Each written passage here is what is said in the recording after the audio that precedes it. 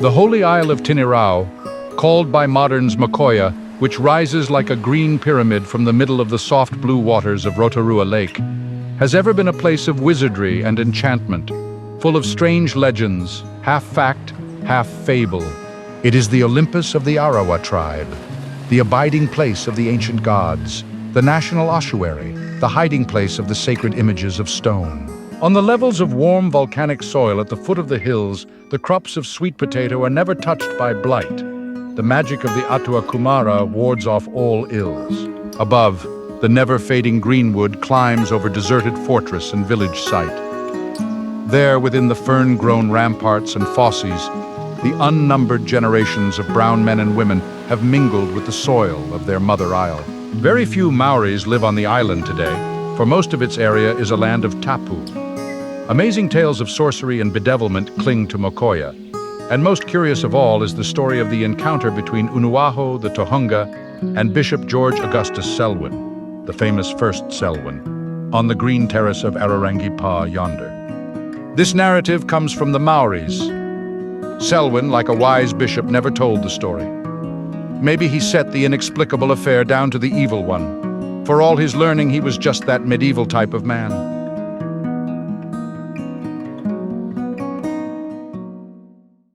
On that sunny, eastward-looking hill slope stood the thrice tapu hut of Unuaho the Wizard, the greatest Tohunga, seer, medicine-man, and necromancer of the Arawa nation. In front of the thatched and gaily painted whare, there grew a tall forked tea or palm lily, the cabbage tree of the white man, rustling its long sword leaves in the breeze. And at its foot, the venerable witch doctor used to spread his flax mat, so tapu-besoaked that no one but he dared touch it.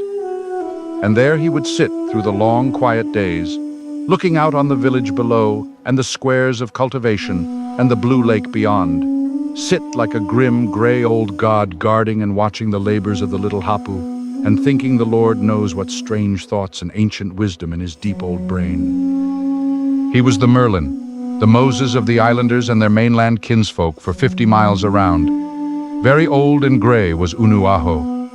His tangled locks fell in wizard-like disorder about his face. His white beard swept his breast. Beneath his white-bushed eyebrows peered out the soul of the mystic. He was a man of extraordinary powers, one whom it were well not to offend. He could choke or paralyze an enemy by makutu, by witchcraft and the projection of his intensely concentrated will through space.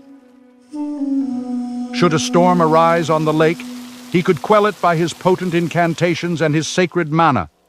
Moreover, he could cause the powers of the air to wage war, the lightning to flash, and the thunder to resound. And he could kill a bird in mid-air or wither a tree by sheer force of willpower and magic spells. In a canoe, paddled by a dozen brawny young Arawa, came the bishop to Mokoya's Silver Beach one day of the late 40s. At Ohinamutu, the great stockaded town of the Lakeland people, and at the mission station of Tenai, he had heard much of Unuaho the magician. Unuaho held out stubbornly against the new religion, and he was one of the greatest obstacles to mission enterprise in the boiling water country. Selwyn determined to visit the heathen sage and win him to the faith, if that were within the four corners of possibility. So up to the tapu'd hill slope he went, and there he found his cheerful old pagan. Unuaho was pleased that the great bishop, the hoary Harawini of whom he had heard so much, had paid him the compliment of a visit.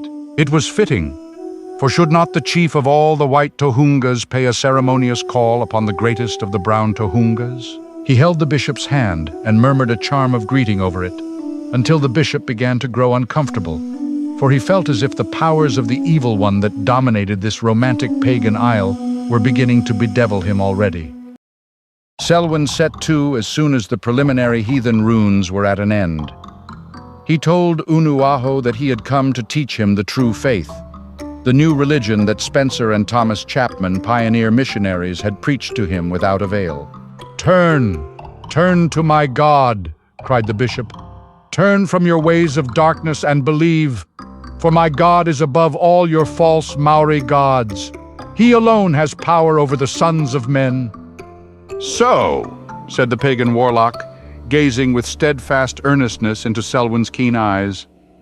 "So, you would have me turn to your religion, would you? But why should I turn? My own faith suffices me, and am I not a god in myself? Have I not power over the elements, over the waters of yon lake spread out below, over the trees that spring from the soil, over the powers of the earth?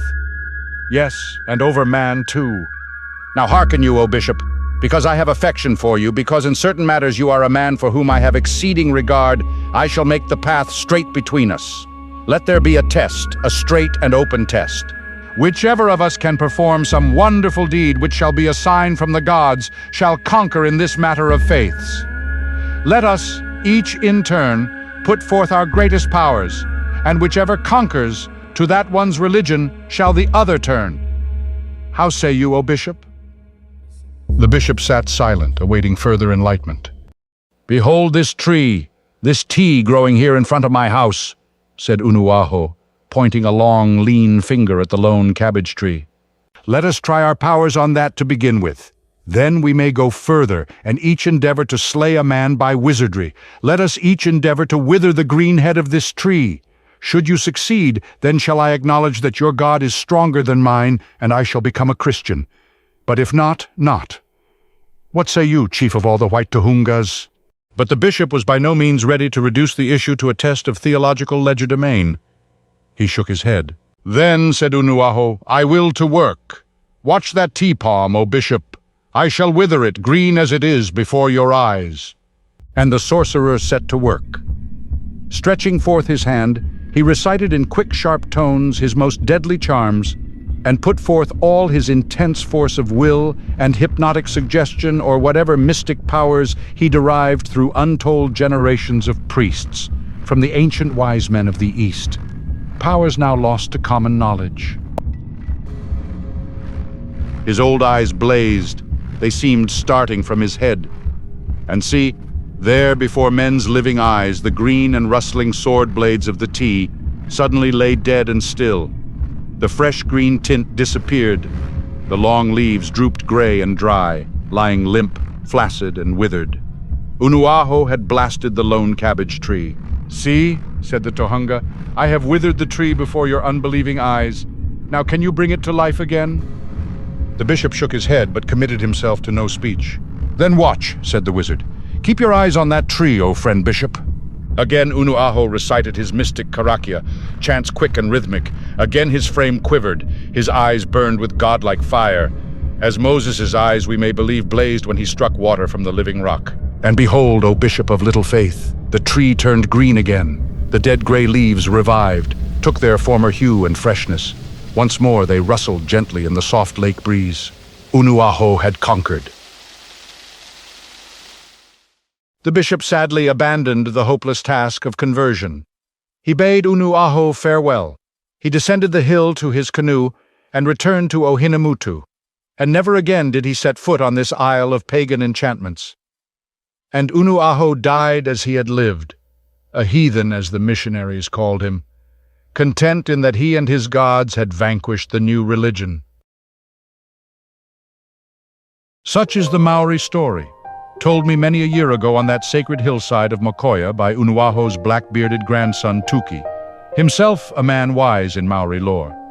He sleeps now with his fathers in that island of the immemorial dead. But to his last days, said Tuki, the wise man of Mokoia held Bishop Selwyn in high regard.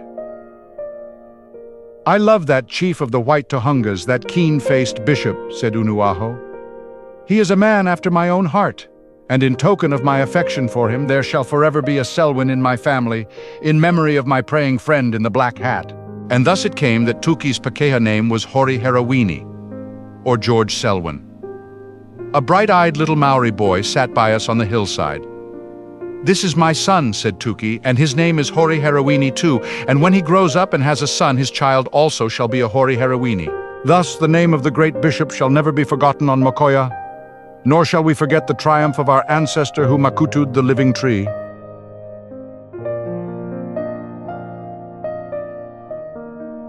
One would like to have Selwyn's version of that long-ago theological duel. But the great bishop took it to the grave with him. Verily, he would perhaps have admitted, The powers of darkness are now and then mysteriously suffered to prevail over the children of light.